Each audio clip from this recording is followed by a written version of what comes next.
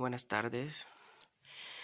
Yo les voy a presentar los temas de la unidad 2 de aprendizaje de la materia de expresión oral y escrita impartida por el docente Gustavo Paulino Macedonio. La unidad 2 se llama Organización y estructuración de las ideas. Este video es presentado por un servidor, Carlos Alberto Rosas Luría, alumno de la Universidad Tecnológica del Sureste de Veracruz, perteneciente al TCU MAI 102 despresurizado.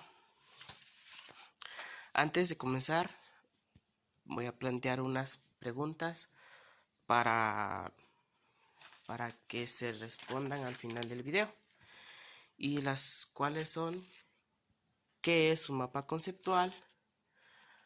¿Para qué sirven?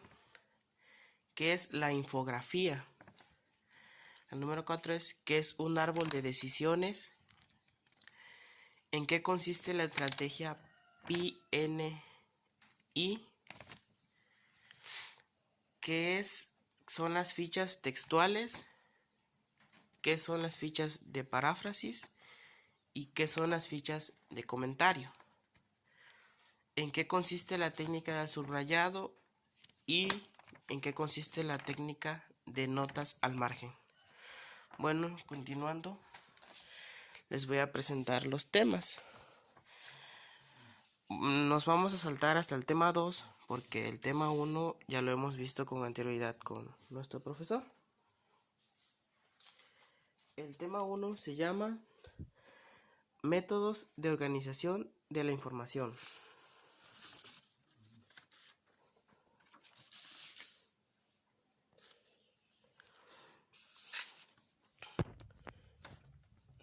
El primer método es el siguiente.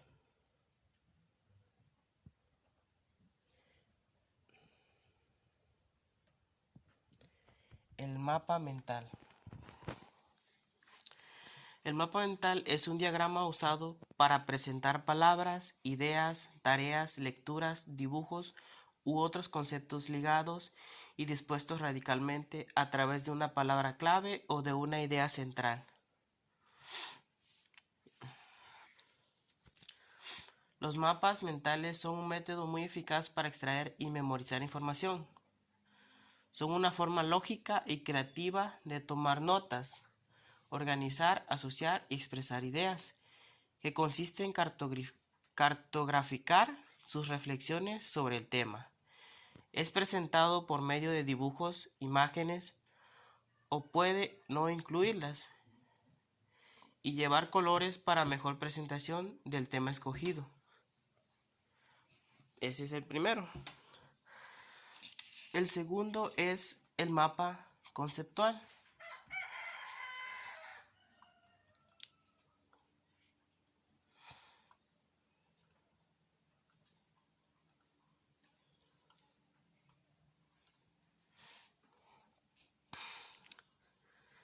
El cual es una herramienta útil tanto en niños como adultos. El aprendizaje que se hace a través de esquemas es activo, ya que requiere un proceso por parte de los estudiantes y intérpretes para abstraer el contenido y posteriormente asimilarlo y enlazarlo con otros aprendizajes. Eso es lo que consiste en un mapa conceptual. El siguiente es un cuadro sinóptico. Se me estaba pasando a mostrarle unos ejemplos de lo que son mapas mentales y mapas conceptuales. No tengo recortes por motivos de que no pude imprimir, pero descargué unas imágenes en la lab para que los visualizaran. El primero es un mapa mental sobre el tenis y un mapa conceptual sobre el sistema digestivo. Ahora viene lo que es un cuadro sinóptico. Viene como hacer uno, va el tema principal, los subtemas, los subtemas del subtema y ya lo que venga siendo el contenido de información. Ahora vamos a ver qué es un cuadro sinóptico. Un cuadro sinóptico, también conocido como cuadro de conceptos, es una forma de expresión visual de ideas o textos ampliamente utilizados como recursos instruccionales que comunican la estructura lógica de la información. Son estrategias para organizar el contenido de manera sencilla y condensada. Los cuadros sinópticos proporcionan una estructura global coherente de una temática y sus múltiples relaciones. Sirven para estudiar un tema, una teoría o una variable que tratan diversos autores. Como su principal función es contrastar, o sea, encontrar semejanzas y diferencias en una o varias variables de un mismo tema. Pueden utilizarse como estrategia de enseñanza tanto en la clase o como una forma de organizar las ideas. Es eso lo que consiste un cuadro sinóptico.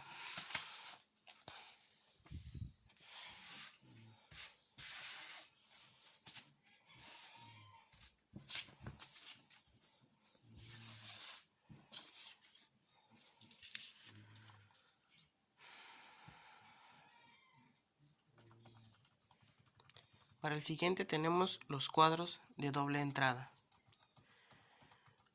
Cuadros de doble entrada o matriz de doble entrada es una tabla que ayuda a organizar y equipar conocimiento.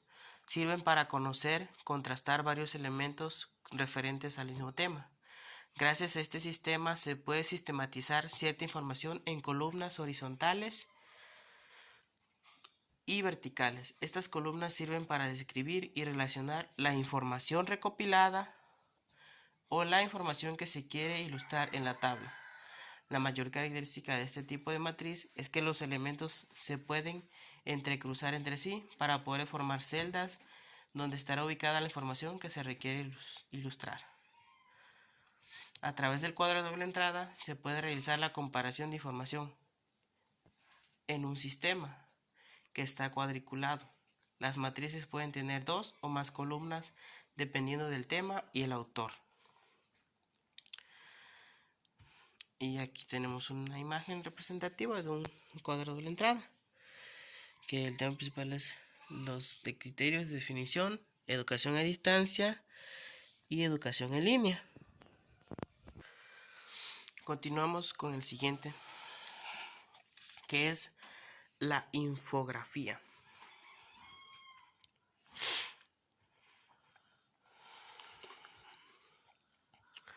Aquí nos dice que la infografía es una colección de imágenes, gráficos y texto simple que resume un tema que se puede entender fácilmente. A menudo las infografías más efectivas son aquellas visualmente únicas, creativas, porque captan y retienen al máximo nuestra atención.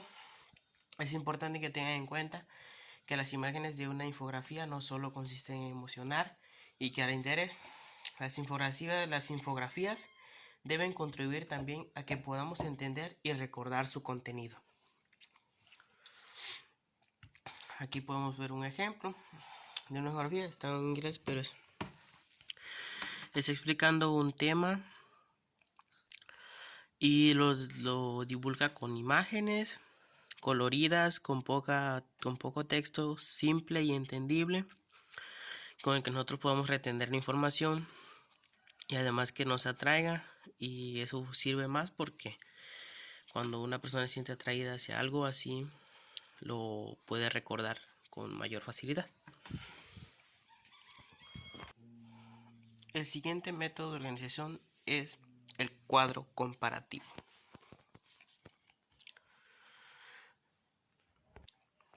Nos dice que el cuadro comparativo es una estrategia que permite identificar las semejanzas y diferencias de dos o más objetos o hechos. Una cuestión importante es que luego de hacer el cuadro comparativo es conveniente enunciar la conclusión a la que se llegó. O sea, el cuadro comparativo es como, nada más para comparar, por ejemplo, dos temas o dos objetos, o sea, es compararlos, sacar dos conclusiones sobre cada uno y ver qué hay en común. El siguiente, perdón, se me olvidó mostrar la imagen. Aquí tenemos la imagen de un cuadro comparativo. Aquí comparan diferentes aspectos de algunas culturas, de algunas civilizaciones antiguas de México, y les ponen en algunos rubros, como la arquitectura, escultura y pintura, cómo era cada una. Bueno, se coló una que es inca, que es de Perú, pero se entiende lo que trata de darnos a entender el texto. Como decía, el siguiente es el diagrama de flujo.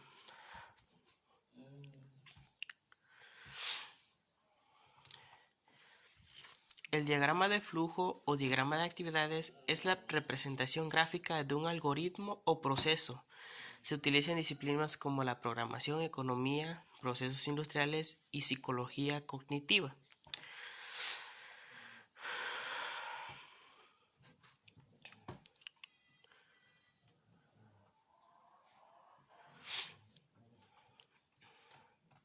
Características del diagrama de flujo.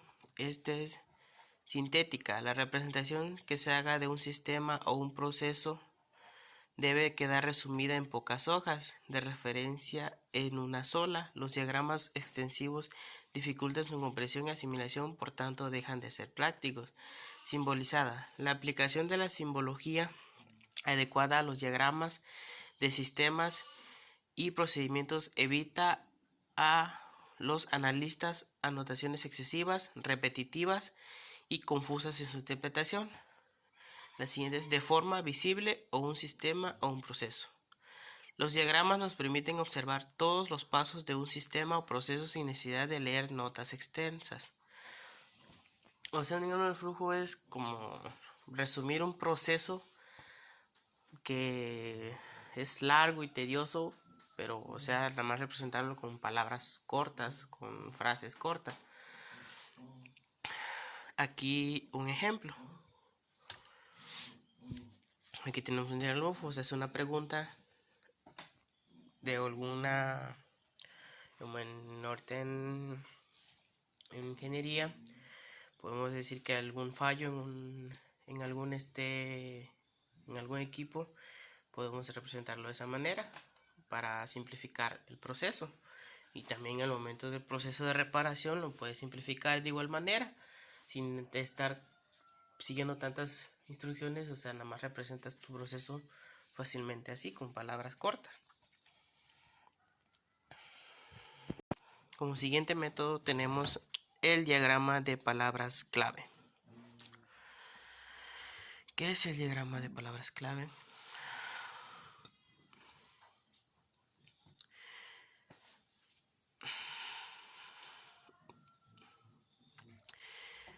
El diagrama de palabras clave nos permite mostrar las palabras fundamentales que se van a usar para un objetivo en particular.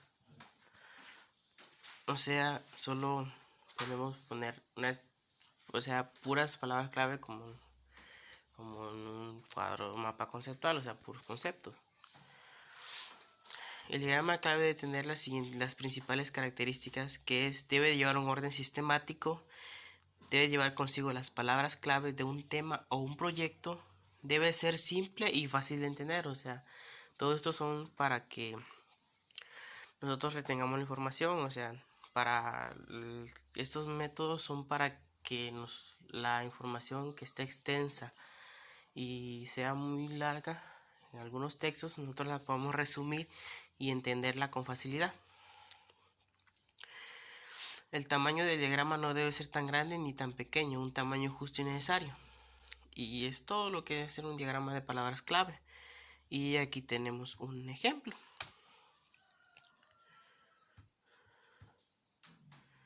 Aquí está un ejemplo. Aquí están.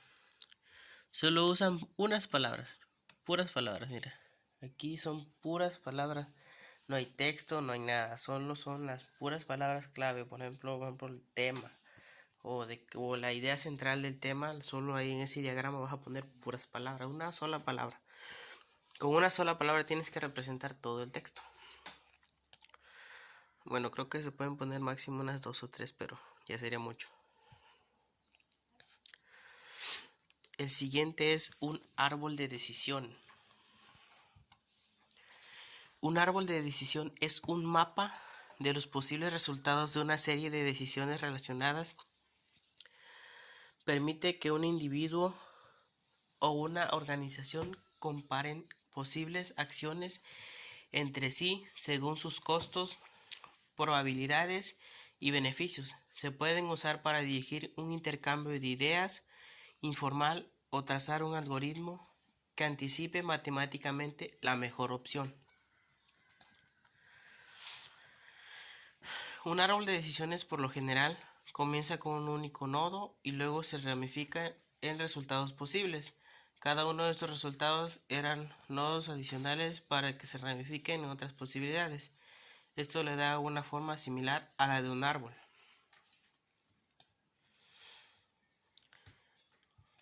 Aquí tenemos un ejemplo. Aquí está. Esta es una representación. Por ejemplo, aquí, si tú tomas unas vacaciones, como hay dos posibilidades, las tomas en viajas o te quedas en casa. Y aquí te ponen las diferentes probabilidades que puede pasar. Por ejemplo, si te vas al extranjero, el costo, ¿dónde irías? Todo eso. Cuánto sería el costo y las posibilidades que podían pasar en ese viaje. Y aquí está, en casa, todo lo que podrías gastar, las posibilidades que podrían suceder si tomas esa decisión. Es como es un modelo como matemático para predecir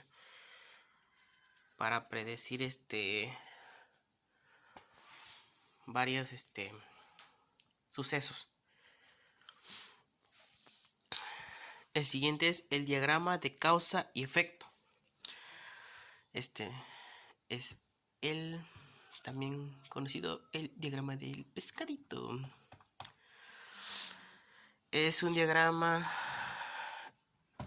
es la representación de varios elementos, causas de un sistema que pueden contribuir a un problema efecto. Fue desarrollado en 1943 por el profesor Kaori Ishikawa en Tokio. Algunas veces es denominado diagrama Ishikawa o diagrama de espina de pescado, por su parecido con el esqueleto de un pescado. Es una herramienta efectiva para estudiar procesos y situaciones para desarrollar un plan de recolección de datos. El diagrama de causa-efecto es utilizado para identificar las posibles causas de un problema específico. La naturaleza gráfica del diagrama permite que los grupos organicen grandes cantidades de información sobre él y determinar exactamente las posibles causas. Finalmente, aumenta la probabilidad de identificar las causas principales. O sea, es igualmente como el anterior, es un diagrama donde se representan las causas. Por ejemplo, ahorita en ingeniería, aquí está, mira, una máquina, cuál es su posible fallo, la falta de mantenimiento o equipo obsoleto, y métodos, trabajo, falta de control de calidad, jornada de trabajo excesiva. Y aquí son todas las posibilidades por las que un producto puede ser defectuoso. Aquí viene todas las posibilidades por la máquina, por el personal, por los materiales y por los métodos, y dentro de estos se engloban un montón de posibilidades que podrían pasar dentro de él. Vamos a ver qué lo causa, cuáles son su causa y efecto. O sea, tenemos que encontrar cuáles son sus causas y el proceso final. Son como por ejemplo para determinar control de calidad en algunos productos o empresas. Ahora vamos a ver la estrategia positivo, negativo, interesante o PNI.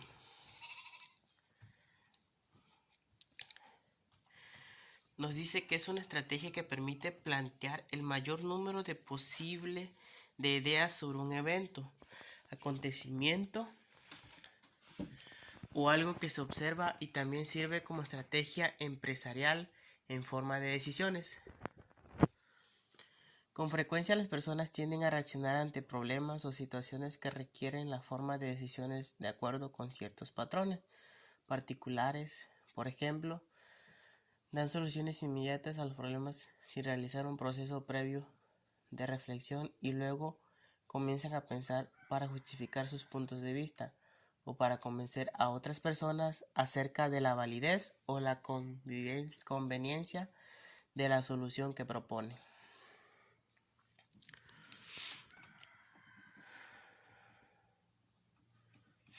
Las características de esta estrategia son plantear una serie de ideas sobre un tema considerando aspectos positivos y negativos. 2. Plantear dudas, preguntas y aspectos curiosos. 3. Es utilizar para lograr un equilibrio en nuestros juicios valorativos y por lo tanto para poder tomar decisiones fundamentales. O sea, es una estrategia para tomar decisiones donde tienes que tomar en cuenta todos los posibles acontecimientos, tanto positivos como negativos, al tomar esa decisión.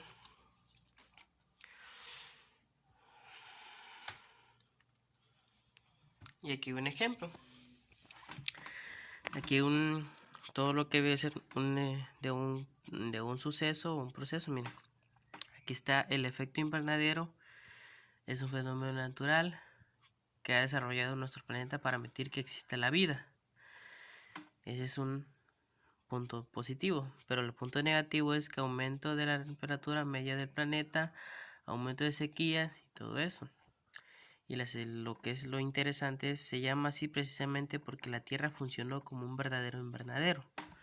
O sea, tenemos que de un tema sacarle los puntos positivos, los negativos y lo interesante de ese tema.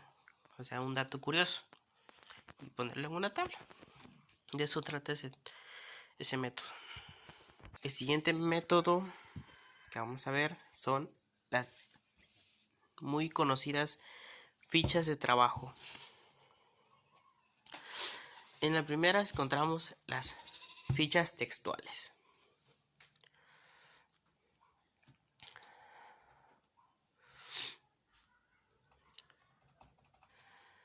Es aquella ficha cuyo contenido es la transcripción del texto consultado o parte de él, por lo cual debe ser señalado entre comillas la información seleccionada para que no sea tomada como una ficha personal. Debe tener estos datos: la referencia bibliográfica, es donde fue obtenida la información, se coloca el nombre y apellido del autor o de los autores, el título de la obra, el número de la página o páginas. Estos datos se describen en la parte superior de la ficha. La clasificación del material se coloca en la parte superior de la dicha ficha, se anota la clasificación dada la información extraída de la obra consultada, es decir, la materia o subtema, y la nota extraída del texto consultado entre comillas. Aquí podemos ver un ejemplo.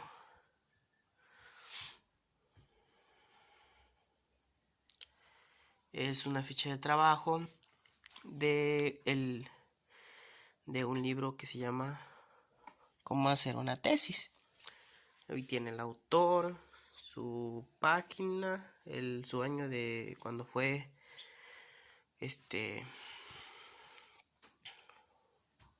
publicado, todos los datos, el editorial, todo eso. Aquí está la nota extraída, el tema, el número de la página, y aquí vienen más datos, pero engloba todos los datos. O sea, solo copiar un fragmento, no con tus propias palabras, sino del mismo texto, tomar un fragmento y ponerlo en una ficha, que es algo que a ti te interese. La segunda son las fichas de paráfrasis.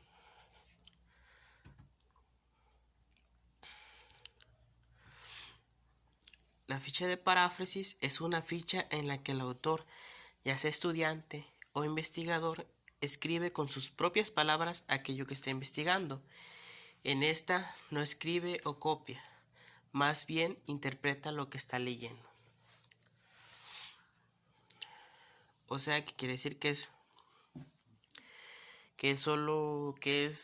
expresar con las propias palabras lo que el texto nos quiere decir. O sea, es una transcripción pero propia, nuestra, no del libro. Y aquí tenemos una copia, un ejemplo de una ficha de paráfrasis. Aquí están todos los datos que se piden y al final está el texto que fue escrito por el autor de esa ficha.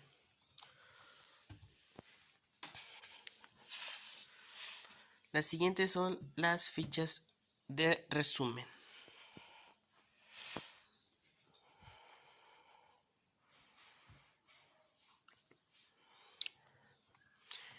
Esta es un documento material o informático donde se almacenan los datos principales de un tema estudiado.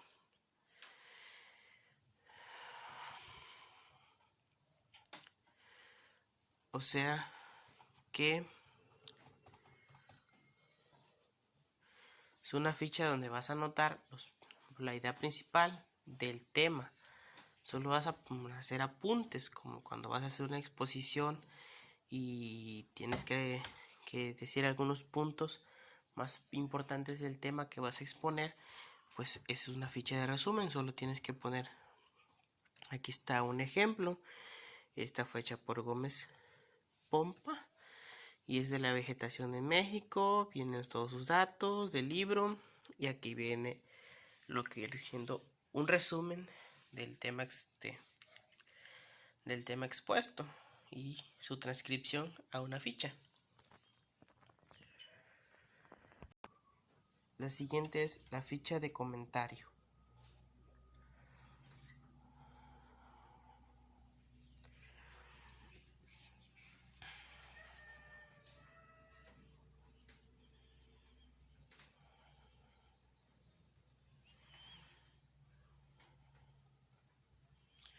La ficha de comentario, como su nombre dice, se centra en la opinión personal de un escrito sobre la manera en que se enfoca un tema. Tiene la función de concluir en una idea en base o en texto leído previamente. Tiene algunas similitudes con la ficha mixta porque desde un texto se saca una opinión.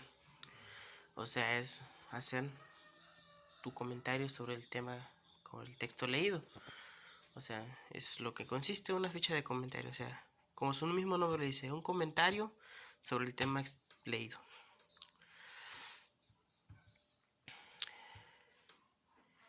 Y aquí les quiero mostrar un ejemplo, una ficha de comentario. Aquí está su comentario del tema que leyó. Y solo es eso. Bueno, para continuar, vamos a ver el tema número 3.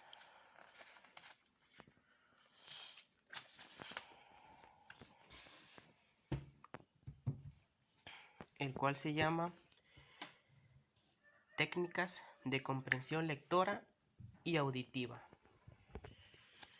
Primeramente vamos a ver las técnicas de comprensión lectora. La primera es subrayar.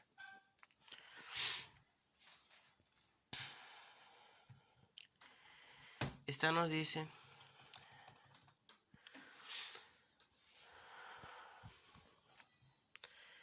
subrayar es señalar por debajo con una raya alguna letra, palabra o frase. El objetivo es destacar las ideas fundamentales de un texto para que después leyendo de nuevo podamos recordar su sentido, resaltando lo esencial de lo secundario. O sea, es una forma de resaltar las ideas principales en un texto sin necesidad de transcribir. Lo puedes hacer con un marcatexto, con un lápiz o el sentido es que al momento de que tú vuelvas a leer ese tema, tú ya tengas noción de qué trata con ese subrayado. O sea, solo leyendo esa parte puedes recordar de qué trata el texto. El segundo son notas al margen.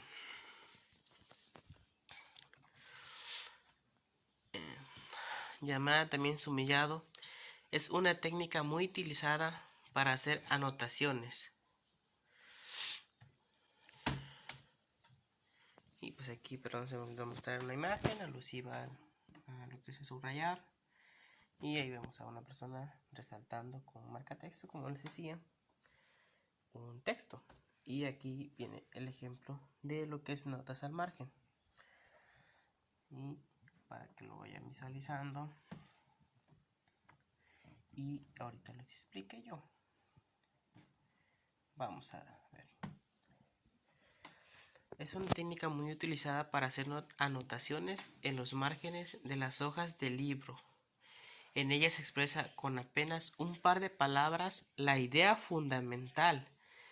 O sea, es decir, con una sola simple palabra al lado del texto podemos definir qué trata.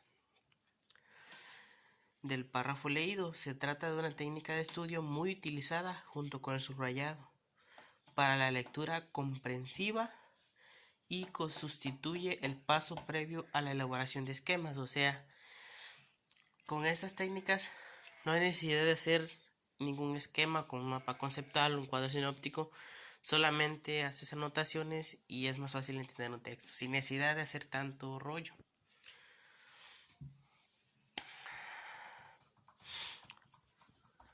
Y la otra es proponer situaciones. Bueno, de esta no encontré mucha información, pero es una poca información que encontré. Son palabras técnicas específicas del tema que estamos estudiando y algún dato relevante que permita una mejor situación.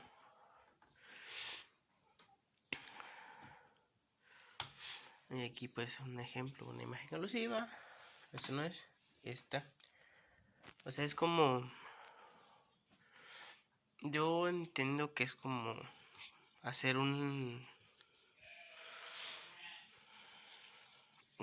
proponer las palabras clave, o sea, con las palabras clave poner situaciones alusivas al texto. Una vez el texto, lo que les acabo de decir, nos lo dice. No está muy entendido, pero no encontré mucha información sobre ese método, sobre esa técnica. Pero pues espero que logren entenderla.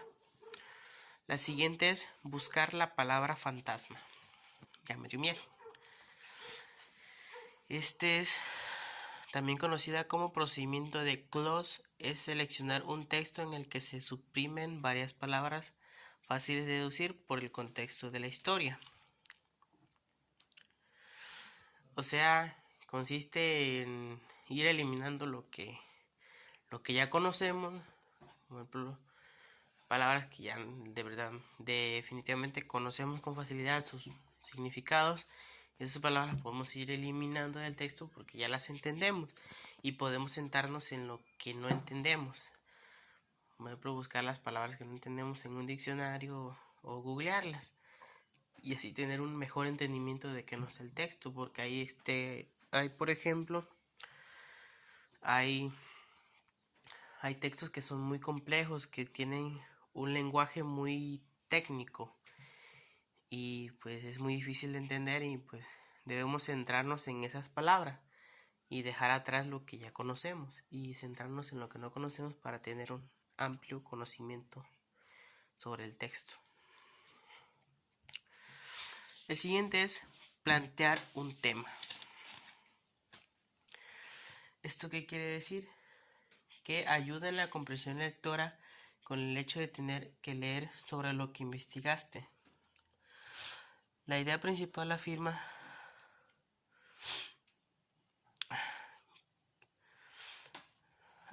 el propósito general del autor para escribir, identificar la idea principal y plantearla en tus propias palabras. Desarrolla las habilidades de comprensión y análisis. O sea, es tener que leer sobre el tema que investigaste. O sea, tú tienes que plantearte el tema. Es leerlo y plantear el tema principal. O sea, buscar qué tema principal estás viendo, el tema principal que estás investigando, plantearlo y buscar la información. La siguiente es buscar la idea principal. Para identificar la idea principal de un texto hay que prestar mucha atención a la palabra clave que más se repite y a sus sinónimos, que a menudo se reúnen bajo el mismo concepto semántico. La idea principal es imprescindible. Si se suprime, el sentido global del párrafo queda incompleto. O sea, es, por ejemplo, identificar en un texto qué palabras o cuáles frases se repiten con mayor, con mayor frecuencia. Y ya con eso puedes deducir a qué va encaminado o en qué sentido está el texto.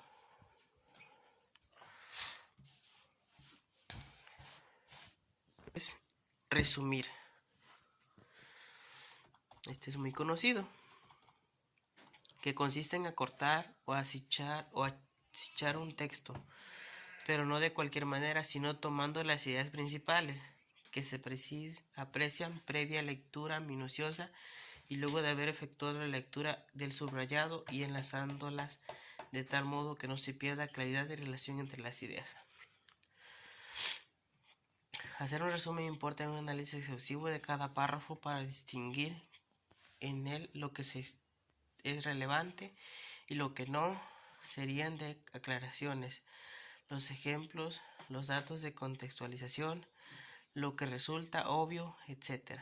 Debemos preguntarnos cuál es el tema central y en torno a ese tema armar el resumen, como para que al leerlo entendamos el texto nosotros y otras personas que no leyeron el tema completo.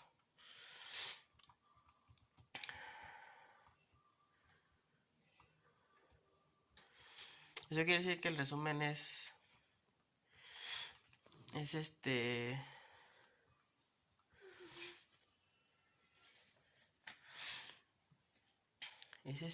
hacer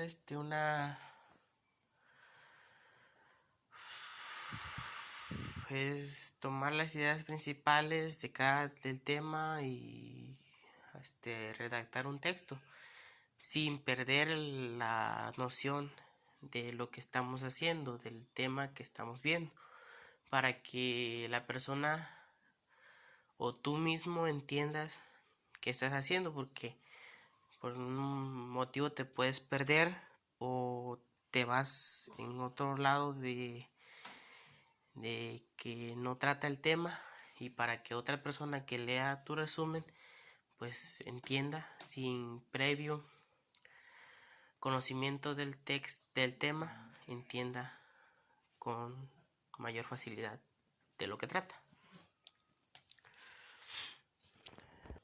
Por último tenemos la lectura simultánea. Esto dice que es el mejor consejo y el más obvio que cualquier experto en la materia puede dar para mejorar la comprensión lectora, tanto en los niños como en los adultos, es practicar leyendo cada vez más. Eso sí, lo que se desea es potenciar esta habilidad. No basta con leer cualquier texto, sino que este debe resultar interesante para el lector, ya que de este modo mostrará un mayor interés y se esforzará más para comprender lo que lee. O sea, es hacer, lectura simultánea, leer algo que sea interesante para la persona y que lo pueda captar, busca captar la atención de los lectores, de las personas, para que lean más. Si tú quieres entender un texto, obvio no lo vas a entender nada más así porque sí. Tienes que leerlo, llenar ese cerebrito de información, procesarla y entenderla. Tienes que leer mínimo unos 30 minutos un texto para que puedas tener un mayor conocimiento sobre el mundo y sobre algunos temas, para que en algunas prácticas no te sientas ignorante. El punto es que tienes que leer un texto. Si no lees el tema, no sabes de qué trata. Los métodos anteriores no funcionan si no lees el tema. Eso es lo que estoy tratando de decir. Punto tenemos las técnicas de comprensión auditiva. Decidí presentárselas mejor en una presentación en Prezi para que la visualicen mejor. La primera es la caminata sonora. Este dice que es un recorrido en el cual la persona realiza una audición detallada y amplia de todos los sonidos que se producen en un ambiente determinado. Ubica y registra cada sonido escuchado en un mapa o croquis para su estudio.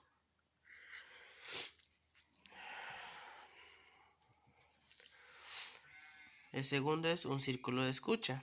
Es una manera de escuchar, de ser sabios, de unir comunidades, de tomar decisiones. Sirve para presentar y desarrollar sus opiniones y puntos de vista sobre un determinado tema. O sea, entre todos hacer una rueda, compartir sus puntos de vista y todo eso. El otro es sonorización para la producción de historias. Esta es la complementación e integración de la imagen visual. La sonorización contribuye al realismo de un proyecto audiovisual y por lo que condiciona efectivamente la forma en que percibimos e interpretamos las imágenes proyectadas. O sea que necesitamos que,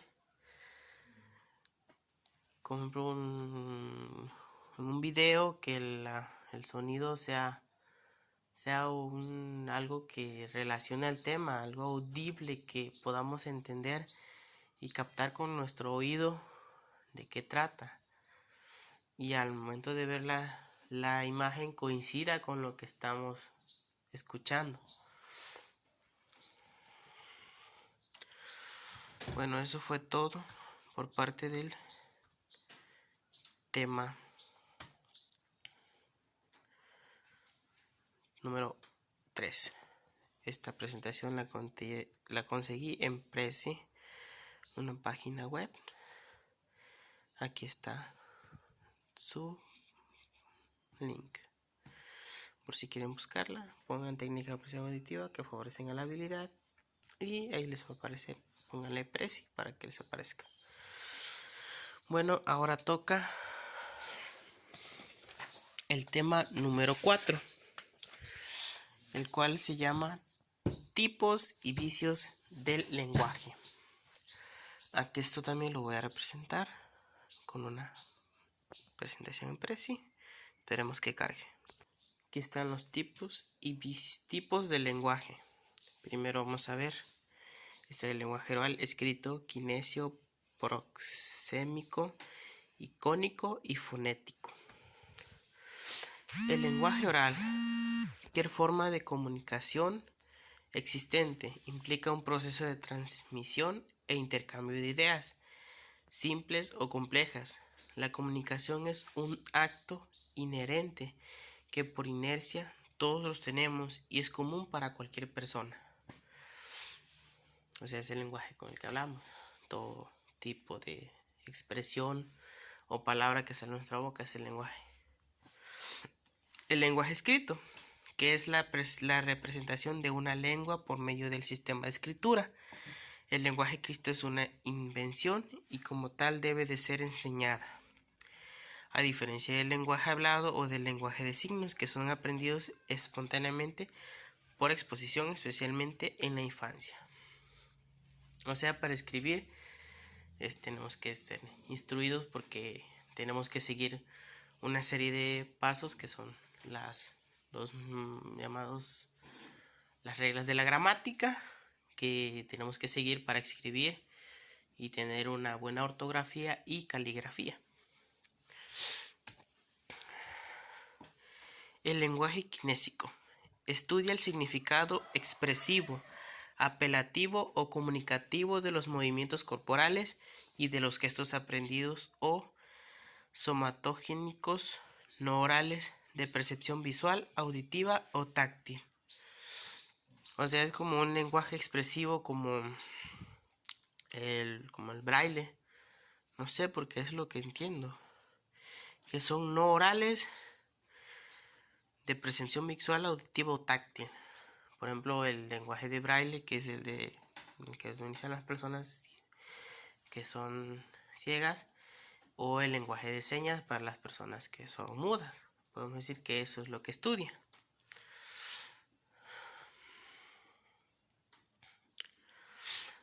Bueno, también puede ser auditivo, porque hay personas que no saben hablar, pero pues escuchan. Por ejemplo, una persona le puedes hablar, una persona muda le puedes hablar y te escucha, pero una persona sorda no.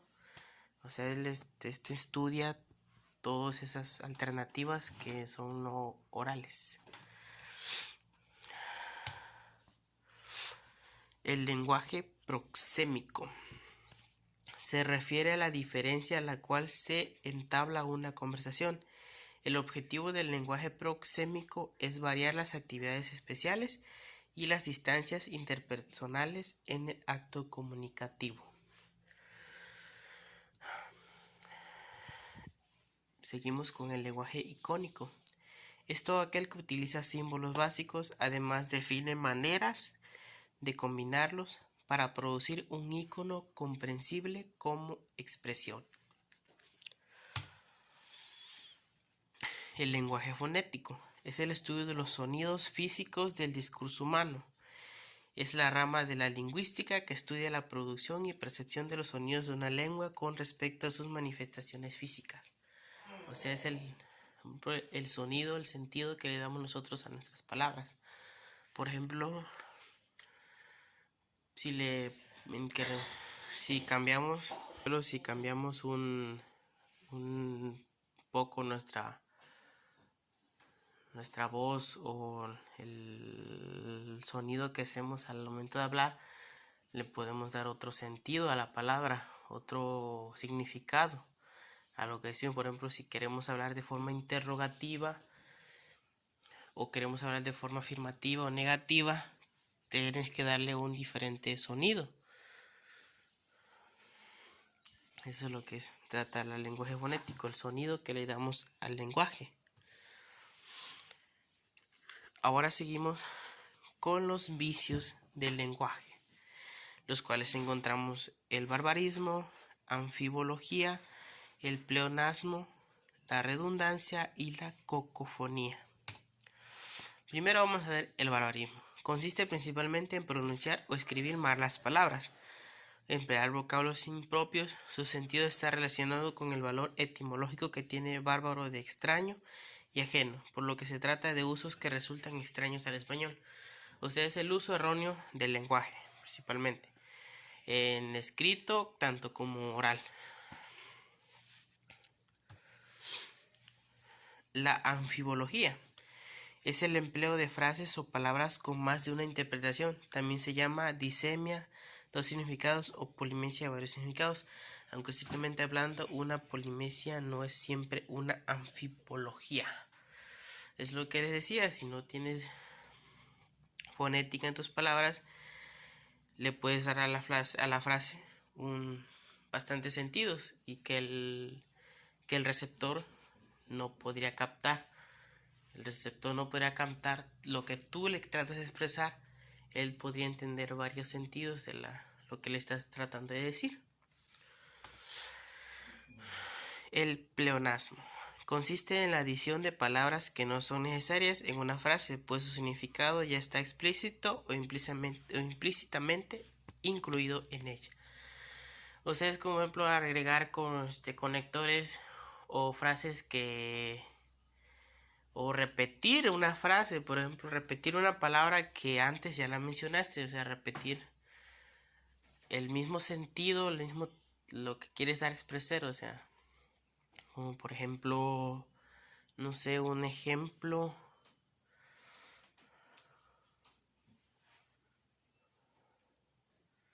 No me encuentro ningún ejemplo, pero es como una manera de repetitiva de dar a entender algo. La redundancia consiste en hablar o escribir palabras innecesarias o que sobran dentro de una oración, párrafo o modo de expresión. O sea, es también lo mismo, casi lo mismo, solo que Este tiene la diferencia de que son palabras que no son necesarias, pero en este también que necesitan elegir palabras innecesarias o que sobran, o sea, que esas palabras no tienes que agregarlas, o sea, ya con lo que tú dijiste anteriormente ya se entendió de lo que trata. La cacofonía es un sonido poco agradable que se genera cuando la combinación de los distintos componentes de una palabra o de una frase carecen de armonía, es decir, que son desagradables para el oído. O sea que es como hablar de una manera horrible, expresarte y que los sonidos se escuchen muy mal. Bueno, eso fue todo. Me despido. Les dije las preguntas al principio de mi cuestionario, fueron 10 preguntas. Espero que con lo que les informé se puedan responder esas preguntas que les planteé al principio del video. Y bueno, muchas gracias, buenas tardes y gracias por escucharme y hasta la próxima. Y esto fue todo. Subiré mi video a YouTube por si lo quieren ver. Me encuentro como Carlos Alberto Rosalduría en YouTube. Espero que me sigan y buenas tardes.